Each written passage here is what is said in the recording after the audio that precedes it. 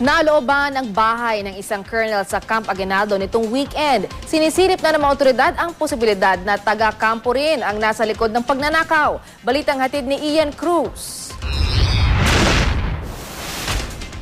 Ito ang quarter kung saan nakatira si Colonel Nelson Sidrome. Nasa Kapinpin Avenue sa loob ng Campo Aguinaldo. Napasok ito ng 2 hanggang 4 na magnanakaw nitong weekend. Nakuha ang 2 cellphone ng Colonel, pati ang sasakyan na Emerald Green Mazda 323 na may plakang URJ 652. Nabuksan din daw ang kanyang SUV. Wala raw sa bayang Army Colonel at misis nito nang mangyari ang nakawan.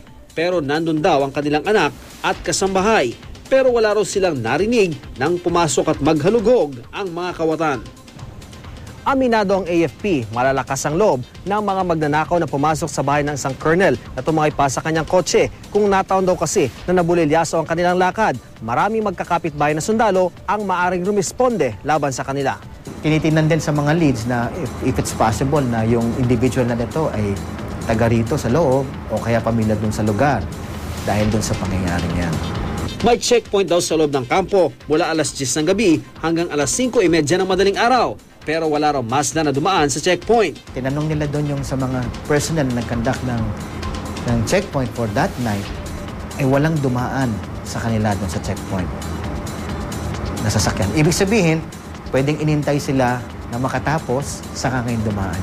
Ang ilang residente sa kampo, ikinabigla at ikinalungkot din ang pangyayari. Nalulungkot din ang PNP sa nangyaring panulob at pagkarnapan ng sakyan sa loob ng Campo Aguinaldo. Sa kabila nito, ipinagmalaki ng PNP na malaki na ang ibinaba ng carnapping incident sa bansa sa nakalipas sa 3 taon. Sa unang 4 na buwan daw ng taon, nasa 300 lamang ang kaso ng carnapping, kumpara sa humigit kumulang 500 kaso ng carnapping sa kaparehong panahon noong 2011. Iimbestigahan po natin at titiyakin po natin sa inyo na kung sino po man ang may gawa nito ay mananagot. Gusto kong i-report sa inyo na for the past 12 months, simula July last year hanggang sa buwan po na ito, nakapag-neutralize po ang Highway Patrol Group ng mahigit 50 na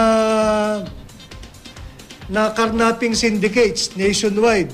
Kasama na dyan yung the infamous Dominguez Brothers. Ian Cruz, GMA News.